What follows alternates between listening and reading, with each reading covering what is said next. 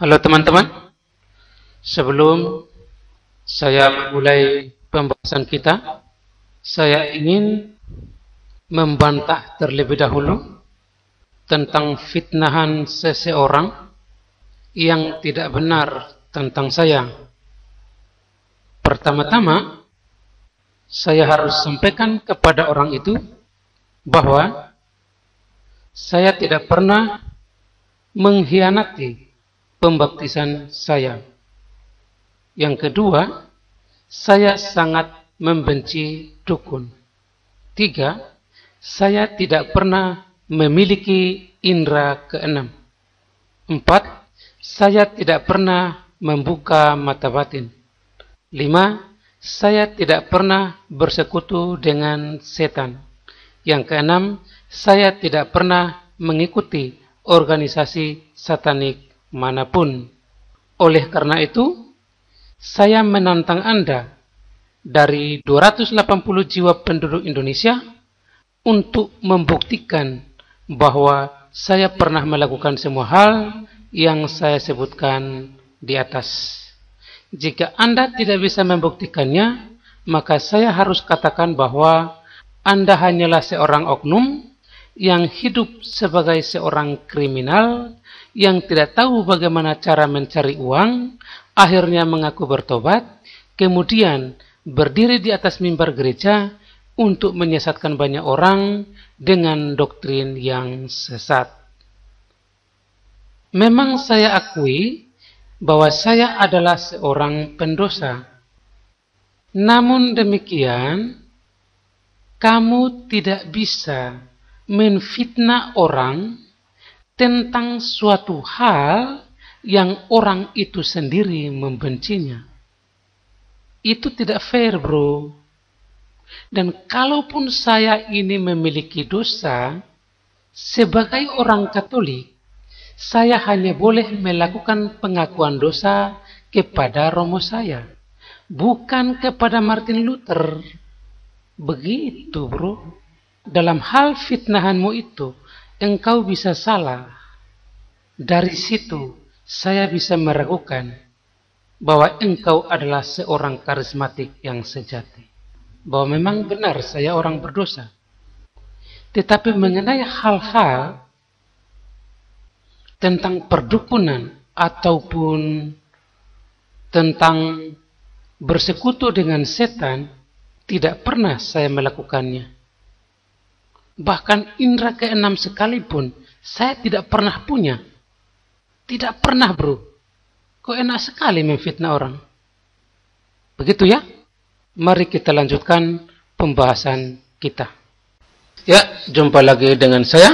Dalam video ini kita akan menjelaskan tentang lanjutan dari video sebelumnya, yaitu bahwa Allah adalah manusia, di mana Allah itu sendiri memiliki dua unsur. Yang pertama adalah roh dan yang kedua adalah daging, atau saya sebut sebagai batu karang. Sekarang di hadapan kita ada variabel Allah. Sebagaimana kita tahu bahwa Allah adalah hikmat. Sebagai hikmat, tidak ada yang tahu bagaimana wujudnya, karena hikmat itu sendiri dilihat tidak bisa, diraba tidak bisa, wujudnya kayak apa kita tidak tahu. Pokoknya dia ada gitu aja. Dia eksis. Entah eksisnya mulai kapan, tidak ada yang pernah tahu, yang jelas dia eksis gitu. Nah sekarang kita ingin mengetahui tentang roh, ya. Apakah roh itu adalah wujud? Contoh, malaikat, apakah wujudnya roh? Jika wujud dari malaikat itu adalah roh, maka itu berarti roh itu sendiri adalah wujud. Nah sekarang pertanyaannya adalah, apakah Allah adalah roh? Tadi kan kita sudah mengetahui bahwa sebagai hikmat, Allah itu wujudnya kayak apa kita tidak tahu, ya kan? Tetapi Alkitab mengatakan Allah itu berwujud roh. Nah, itu berarti Allah yang adalah hikmat tadi menampakkan diri dalam wujud roh. Kan begitu. Nah, jika Allah yang hikmat tadi dapat mewujudkan diri atau dapat menampakkan diri dalam wujud roh, apakah tidak bisa jika dia juga menampakkan diri dalam wujud daging? Bukankah dari segala fakta yang ada, kita memahami atau kita melihat ada dua unsur yang berbeda, di mana ada unsur roh dan ada unsur nyata. Jika Allah itu roh, maka kita tidak bisa membatasi Allah bahwa ternyata Allah juga adalah nyata. Begitu yang harus kita pahami. Yang roh itu disebut roh, dan yang nyata itu disebut batu karang. Atau dalam kasus inkarnasi, unsur batu karang itu tampak di mata kita sebagai daging. Begitu. Nah, Allah adalah hikmat. Ketika dia menampakkan diri dalam wujud roh, maka roh itu sendiri adalah hikmat, dan daging itu sendiri juga adalah hikmat. Dengan demikian, perwujudan Allah, roh dan daging ini adalah hikmat Allah. Ketika keduanya menyatu dan datang ke dalam dunia, dialah yang disebut Allah sebagai manusia. Inilah bintang kehidupan. Sekarang kita kembangkan lagi hasil analisis ini. Tadi kita sudah mengetahui bahwa Allah yang adalah hikmat bisa menampakkan diri dalam wujud roh dan bisa juga menampakkan diri dalam wujud daging. Pertanyaannya adalah, apakah roh dan daging itu termasuk dalam golongan hikmat? Untuk itu, kita kembangkan desain ini atau analisis ini untuk membuktikan bahwa daging itu memang hikmat. Demikian pula dengan roh. Pertama-tama, kita mulai dari apa makna daripada hikmat. Hikmat adalah firman. Firman adalah logos. Logos adalah ilmu. Ilmu adalah kebenaran. Karena sesuatu yang salah tidak bisa disebut ilmu. Dengan demikian, ilmu adalah kebenaran. Dan ternyata, sang daging ini mengklaim dirinya adalah kebenaran. Dengan demikian, daging ini adalah hikmat.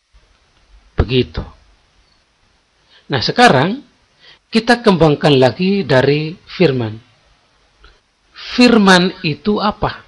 Firman itu selain logos, firman juga bermakna pelaku firman atau pelaksana firman. Itu berarti firman itu sendiri adalah pribadi. Kan begini loh bro, Allah itu kan hikmat. Nah, Allah sebagai hikmat itu memiliki seseorang yang warawiri melaksanakan firman-Nya. Begitu. Istilahnya itu bahasa kasarnya pesuruh Allah. Bahasa Alkitabnya adalah orang kepercayaan Allah. Tangan kanan Allah. Apalagi? Hamba Allah. Pelaksana kehendak Allah. Jadi firman itu sendiri selain bermakna logos, dia juga adalah pelaksana firman yang melaksanakan kehendak Allah. Nah, ternyata daging ini adalah pelaksana kehendak Allah. Ya Tuhanku Yesus, aku mengasihi Engkau. Terima kasih ya Bapa, dalam nama Bapa dan Putra dan Roh Kudus. Amin. Tadi kita sudah membuktikan bahwa daging itu adalah hikmat. Dengan demikian, daging itu adalah Allah itu sendiri. Nah, sekarang di hadapan kita ada Yesaya 53, 10 sampai 11. Apabila ia menyerahkan dirinya sebagai korban penebus salah, ia akan melihat keturunannya. Umurnya akan lanjut dan kehendak Tuhan akan terlaksana olehnya. Itu berarti Allah yang berani mati adalah Allah yang hidup. Itu merupakan makna daripada Yesaya 53, 10 sampai 11. Dan makna dari negasinya adalah Allah yang menolak untuk mati adalah Allah yang mati. Sekarang kita uji ayat ini di dalam sebuah pengandaian. Yang pertama, Yesaya 53, 10 sampai 11. Allah berani mati, dan negasi Yesaya 53, 10 sampai 11, Allah menolak mati. Jika Allah berani mati, maka dia akan keluar sebagai pemenang. Tetapi jika Allah menolak mati, maka dia akan keluar sebagai pihak yang kalah. Nah, Yesus Kristus adalah Allah, bukan? Jika ia kalah atau menolak untuk mati, tidak mau menyerahkan dirinya untuk menjadi korban penebus salah, maka apakah Anda akan berkata Allah akan tetap eksis? Ingat, Yesus Kristus atau daging itu adalah Allah. Kita sudah membuktikannya tadi ya. Nah sekarang, jika Allah itu menolak untuk mati atau kalah, apakah Anda akan berkata Allah tetap eksis? Jika iya, maka Yesus Kristus pasti bukan Allah. Kan tadi kita bilang, kita sudah buktikan, daging itu adalah Allah, ya kan? Tetapi jika dia menolak untuk mati, apakah Allah akan tetap eksis? Padahal menolak untuk mati tadi adalah Allah yang mati. Itu berarti jika daging itu menolak untuk mati, maka Yesus Kristus pasti bukan Allah. Karena kita tadi sudah membuktikan Yesus Kristus adalah Allah. Kemudian ternyata dia tidak mau mati. Kalau dia tidak mau mati, otomatis dia kalah. Nah, kalau Allah kalah, apakah Allah akan tetap eksis? Jika Allah tetap eksis, maka Yesus Kristus pasti bukan Allah. Padahal dia sudah kalah tadi kan? Oke, itu pilihan pertama. Sekarang, jika daging itu menolak untuk mati, apakah Allah selesai? Atau Allah berakhir? Atau Allah tidak ada lagi? Apakah seperti itu? Jika iya, maka Yesus Kristus pasti bukan Allah. Karena Allah yang mati Mana mungkin Allah mati? Allah itu adalah pemenang. Dan untuk bisa menang, maka dia harus berani mati. Kan begitu. Tetapi yang kita bahas sekarang konteksnya adalah Allah itu menolak mati. Jika Allah menolak mati, dengan demikian dia kalah. Kalau dia kalah otomatis dia selesai. Bunyi ayat negasi Yesaya tadi. Maka itu berarti Yesus Kristus pasti bukan Allah. Karena Allah itu pasti pemenang. Allah itu berani, perkasa. Kan begitu, bro? Nah, jika Anda tidak memilih keduanya ini oleh karena ada tendensi dilema, apakah Anda akan berkata, Yesus Kristus itu manusia biasa? Bukankah ini pilihan Anda selama ini? Yang Anda sebut sebagai manusia sejati itu? Yang Anda katakan diciptakan itu? Yang Anda katakan ditambahkan kemudian itu? Jika iya, maka Yesus Kristus pasti bukan Allah. Sebab, jika Anda percaya bahwa Yesus Kristus adalah manusia yang statusnya diciptakan atau ditambahkan kemudian, maka arah pemikiran Anda selanjutnya adalah jika dia menolak untuk mati atau jika dia kalah, maka Allah bisa menggunakan manusia Yesus yang lain.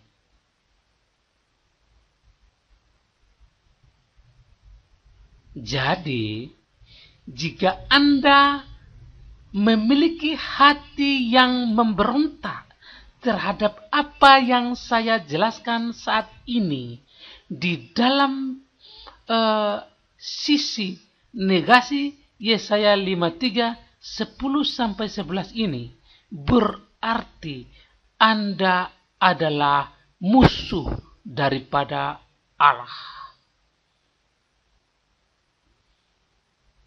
Karena pilihan-pilihan ini adalah pilihan-pilihan yang menjebak. Ketika tadi saya menjelaskan, kemudian hati nurani Anda memberontak, maka itu berarti secara otomatis nurani Anda akan setuju dengan pilihan manusia yang statusnya diciptakan atau ditambahkan kemudian.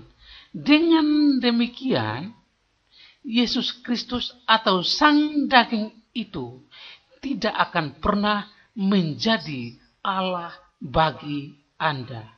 Karena ujung-ujungnya Anda akan menyangkal daging itu jika diperhadapkan dengan negasi Yesaya 53 10-11 ini.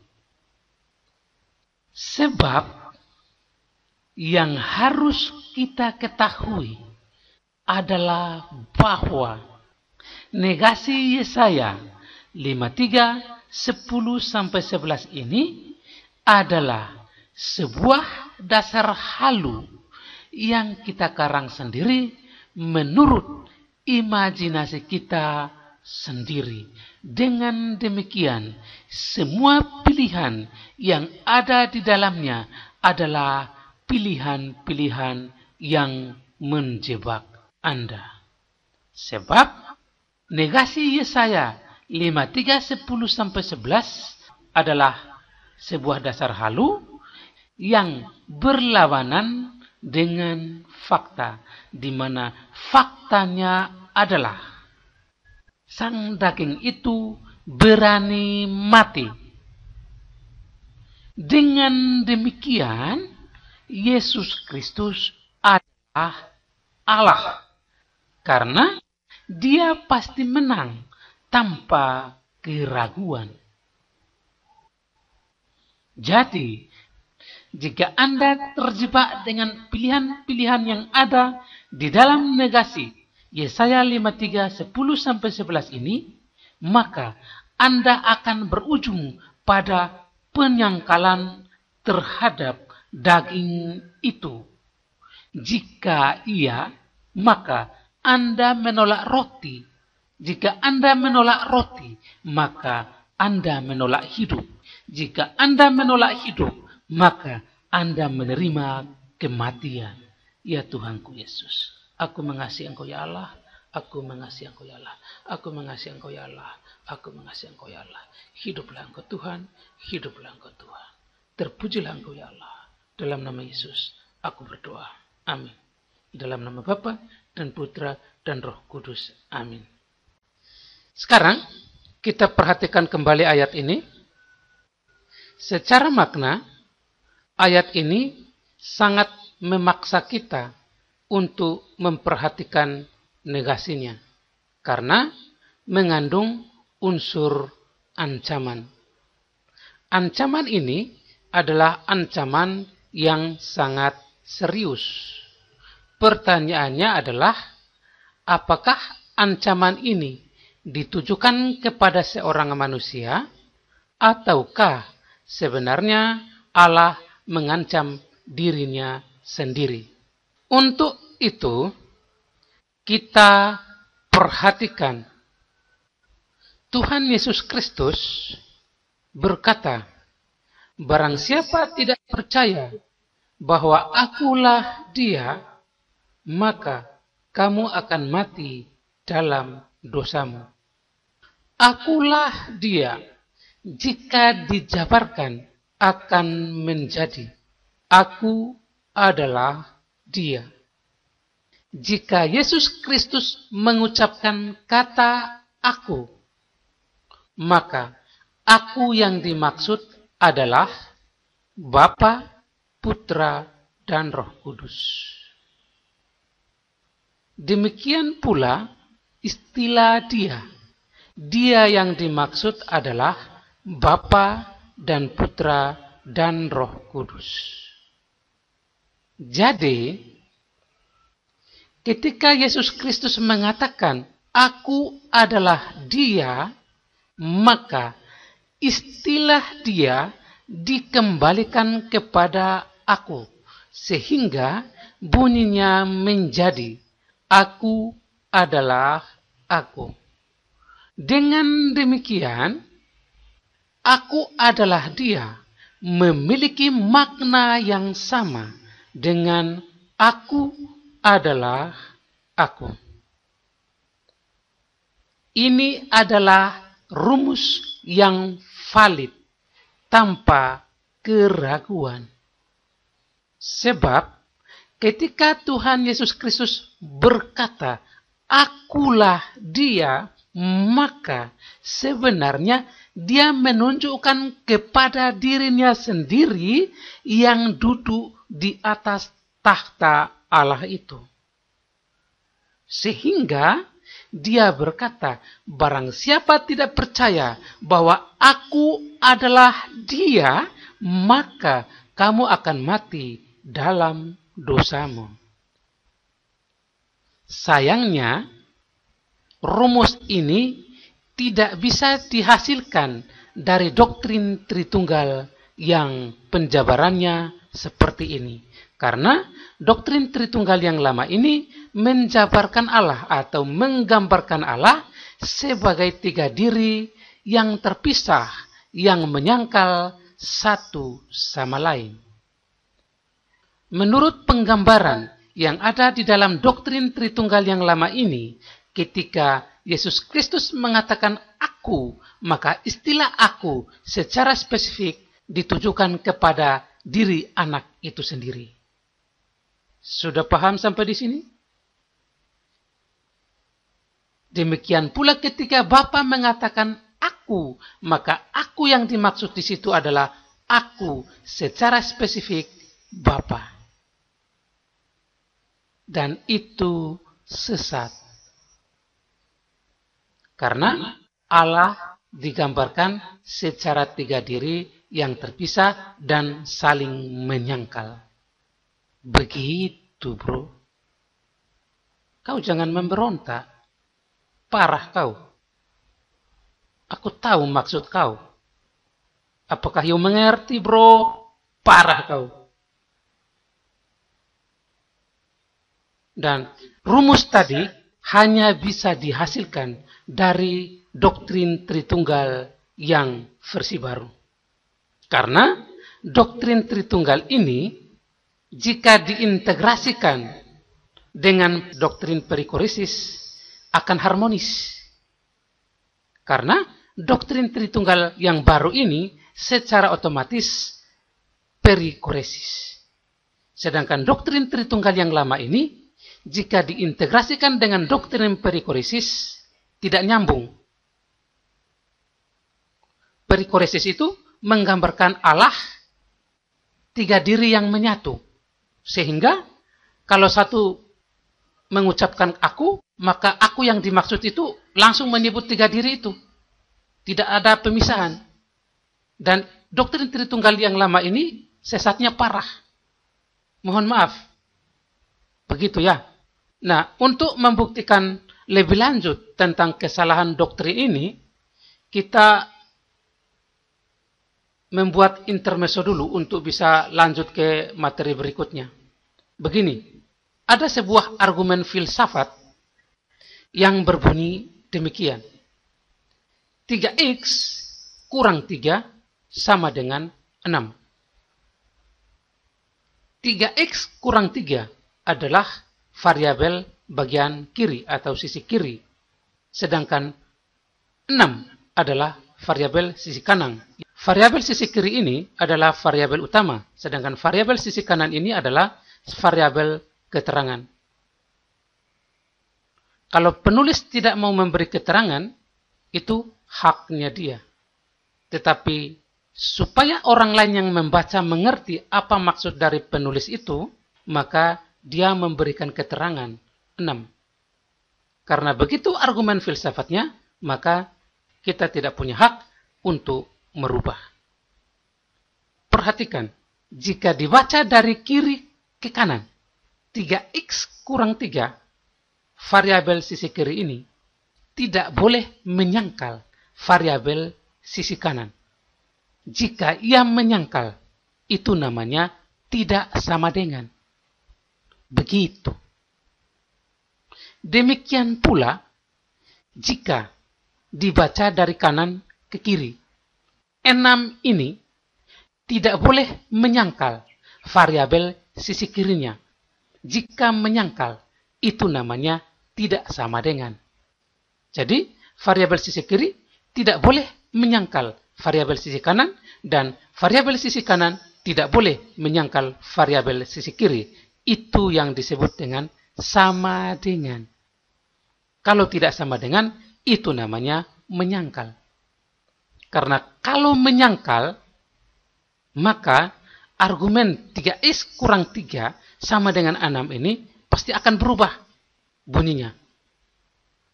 Akan bernilai salah. Padahal keterangannya itu sudah ditetapkan 6. Nah, supaya argumen ini menjadi benar, valid, sisi kiri tidak menyangkal sisi kanan, maka kita tentukan nilai x-nya ini berapa.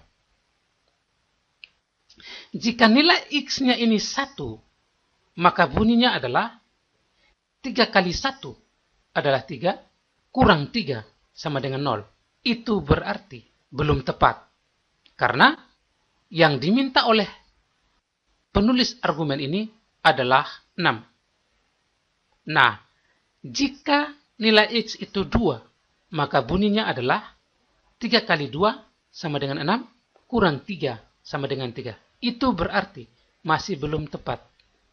Nah, jika nilai x itu 3, maka bunyinya akan menjadi 3 kali 3 sama dengan 9, kurang 3 sama dengan 6. Ini baru tepat.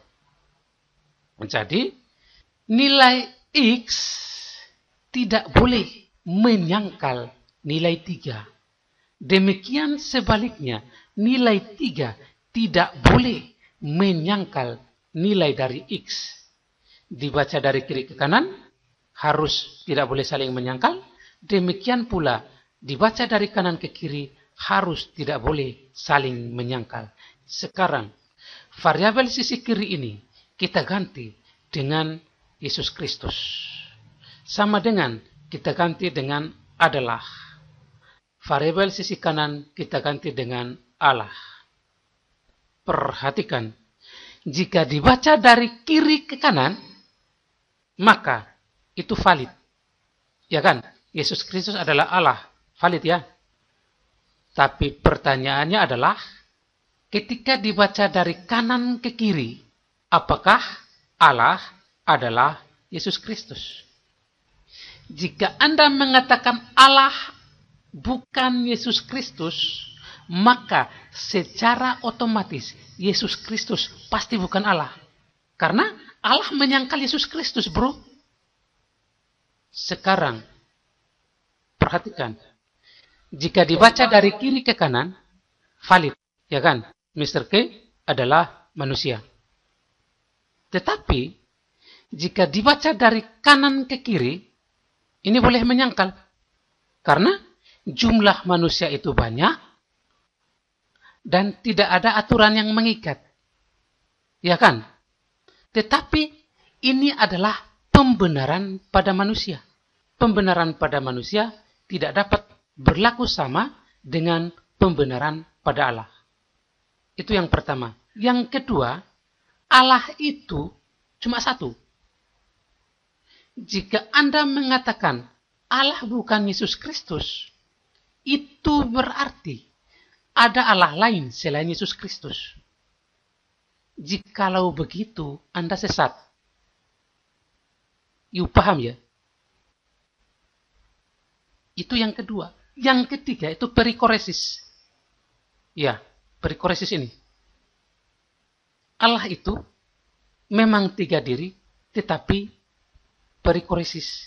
Sehingga dibaca dari kiri ke kanan itu valid, dan dibaca dari kanan ke kiri tetap valid. Allah adalah Yesus Kristus. Jika Anda berbeda dari ini, maka ada Allah lain selain Yesus. Jika ada Allah lain selain Yesus, pasti Anda sesat. Karena Yesus Kristus itu adalah Allah. Begitu, bro. Sayangnya, argumen ini tidak bisa dihasilkan dari doktrin Tritunggal yang lama. Menurut doktrin Tritunggal yang lama, Yesus Kristus adalah Allah. Itu valid. Tetapi ketika dibalik, maka Allah bukan Yesus Kristus. Kenapa bisa begitu? Saudara perhatikan ini. Ini kan antara anak dan bapak saling menyangkal. Demikian pula anak dan Roh Kudus saling menyangkal, ya kan? Menyangkal yang dimaksud ini adalah dirinya itu berbeda, kan gitu. Nah, ketika kita mengucapkan anak Allah adalah Allah, tetapi ketika dibalik, bunyinya akan menjadi Allah bukan anak Allah. Kenapa bisa begitu? Karena Bapa dan Roh Kudus ini kan Allah, ya kan? Bapa dan Roh Kudus ini bukan anak. Makanya ketika kita sebut anak Allah adalah Allah, valid. Tetapi jika dibalik, tidak valid lagi. Karena Bapa dan Roh Kudus ini bukan anak. Nah, oleh karena doktrin Tritunggal yang lama ini sesat, maka dia menghasilkan doktrin yang sesat. Begitu. Jadi, sudah saatnya doktrin Tritunggal yang lama ini harus ditinggalkan. Kita beralih kepada doktrin Tritunggal yang baru. Untuk itu, kita menguji kevalidan argumen tadi dengan menempatkan diri kita sebagai Rasul Filipus. Kita bertanya kepada Tuhan Yesus. Tuhan Yesus, tunjukkanlah Bapa itu kepada kami. Ya kan? Nah sekarang, menurut Anda, Tuhan Yesus akan jawab apa? Pasti Tuhan Yesus akan menunjuk kepada dirinya. Karena selain dirinya itu tidak ada lagi Bapa. Bapa selain Yesus Kristus itu tidak ada. Jadi kalau Anda tanya, Bapa itu yang mana? Ya Bapa itu Yesus Kristus. Kalau Anda mengatakan ada Bapa lain selain Yesus Kristus, itu Bapanya ada dua. Atau setidak-tidaknya Yesus Kristus pasti bukan Bapa. Dan itu sesat. Jadi yang benar itu adalah dibaca dari kiri ke kanan harus valid. Dan dibaca dari kanan ke kiri harus valid juga. Kalau dibaca dari kiri ke kanan, Yesus Kristus adalah Bapa. Ketika dibalik, Bapa adalah Yesus Kristus. Tidak boleh ada bunyi lain selain ini. Kalau ada bunyi lain selain ini, pasti sesat. Demikian pula kalau kita mau mengatakan Yesus Kristus adalah Allah, ketika dibalik, Allah adalah Yesus Kristus. Tidak boleh berbeda dari itu. Kalau berbeda dari itu, pasti Anda sesat. Begitu. Sekarang, kita perhatikan ini. Ini kan doktrin Tritunggal yang lama, ya kan? Ketika diintegrasikan dengan doktrin perikoresis, itu tidak nyambung. Tetapi doktrin Tritunggal yang baru ini, ketika diintegrasikan dengan doktrin perikoresis, itu harmonis. Karena doktrin Tritunggal yang baru ini menggambarkan Allah sebagai tiga diri yang satu. Itu namanya perikoresis. Harmonis. Begitu, bro. Dari semua penjelasan tadi, dapat kita simpulkan bahwa ancaman yang ada di dalam Yesaya 53, 10-11 ini bukanlah ancaman kepada seorang manusia, melainkan Allah mengancam dirinya sendiri. Oleh karena itu, maka Allah memandang bahwa ancaman itu sangat serius terhadap dirinya. Sehingga dia oleh dirinya sendiri melaksanakan kehendaknya secara sendiri. Aku tetaplah dia, dan dia tetaplah aku. Aku adalah dia, dan dia adalah aku. Sebab aku adalah aku. Sekarang, kita memasuki tahap bagaimana atau mengapa Allah bisa mati. Kita lihat, musuh daripada Allah adalah dosa. Upah dosa adalah maut, sengsara, atau kematian. Nah, oleh karena manusia telah jatuh ke dalam dosa, maka secara otomatis manusia telah berada di bawah kekuasaan iblis. Sekarang, bagaimana caranya Allah menyelamatkan manusia yang telah berada di bawah kekuasaan iblis ini? Padahal kita tahu bersama bahwa Allah adalah Allah yang hidup. Itu berarti Allah itu tidak bisa mati. Hidup ini juga bermakna pemenang. Makna hidup lainnya adalah maha kuasa. Nah, jika Allah tidak bisa mati, maka akibatnya adalah umurnya tidak berlanjut. Ingat, daging itu yang memperoleh ancaman di dalam ayat Yesaya 53, 10-11 itu adalah daging kan? Tetapi kita telah membuktikan daging itu adalah Allah. Nah, jika Allah itu tidak mati atau tidak bisa mati, maka umurnya tidak berlanjut, tidak dapat melihat keturunannya, dan tidak dapat berkuasa lagi atas manusia. Karena manusia telah berada di bawah kekuasaan iblis. Sementara dia yang datang menyelamatkan manusia itu ternyata tidak bisa mati. Lalu bagaimana cara dia menyelamatkan manusia itu? Begitu maksudnya. Itu adalah konsekuensinya jika dia tidak mau mati atau dia menolak untuk mati. Nah, jika Allah bisa mati, maka umurnya akan lanjut, dapat melihat keturunannya, dan dengan demikian bisa berkuasa lagi atas manusia. Oleh karena dia telah menyerahkan dirinya sebagai korban penebus salah, maka dia memperoleh hidupnya kembali.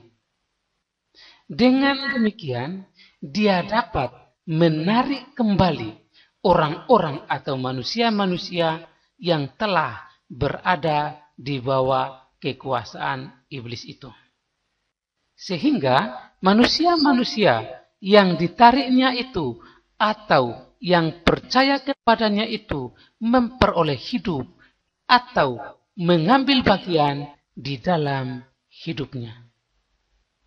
Itu adalah hasil yang akan diperoleh atau hasil yang akan tercapai apabila jika Allah bisa mati. Dan ternyata Allah bisa mati. Mengapa Allah bisa mati? Pertama, karena mati itu tidak dosa. Yang kedua, Allah Maha Kuasa. Dia memberikan nyawanya menurut kehendaknya sendiri. Dia berkuasa memberikan nyawanya, artinya mati. Jika dia mati, itu namanya pemenang. Selain bisa mati, ternyata dia juga berkuasa mengambil nyawanya kembali, artinya bangkit. Mengapa bisa bangkit? Karena Allah tidak bisa mati. Jadi, adalah salah kalau kita beranggapan Allah itu tidak bisa mati. Begitu. Sekarang, kita masuk pada pembahasan tentang pintu pertobatan. Perhatikan saudara-saudaraku. Yesus Kristus adalah pintu. Jika dia adalah pintu, maka dia juga adalah rumah. Jika dia adalah rumah, maka dia juga adalah tuan rumah. Pintu merujuk kepada luka lambung. Rumah merujuk kepada daging. Tuan rumah merujuk kepada sang empunya. Sekarang kita kembangkan lagi rumus ini. Daging ini adalah roti. Daging ini juga adalah hidup. Dengan demikian, daging ini adalah roti hidup. Daging ini adalah rumah. Daging ini juga adalah roti. Dengan demikian, daging ini adalah rumah roti. Tuhan Yesus mengasihi kita semua. Tuhan Yesus, Tuhan Yesus, Tuhan Yesus. Hiduplah Engkau Tuhan. Hiduplah Engkau Tuhan. Haleluya, haleluya. Perhatikan. Daging ini adalah rumah. Daging ini juga adalah hidup. Dengan demikian, daging ini adalah rumah kehidupan. Kita kembangkan lebih lanjut. Perhatikan, daging ini adalah Bapa. Daging ini juga adalah rumah. Dengan demikian, daging ini adalah rumah Bapa. Jadi, daging ini adalah roti kehidupan yang memberikan kehidupan di dalam rumah kehidupan. Atau roti kehidupan yang memberikan kehidupan di dalam rumah Bapa. Inilah Yesus Kristus, Sang Bintang Kehidupan. Pengajaran ini sudah melaksanakan kehendak Allah karena memiliki kekuatan untuk menarik orang-orang untuk datang kepada Yesus Kristus. Yang kedua, sangat meninggikan anak manusia.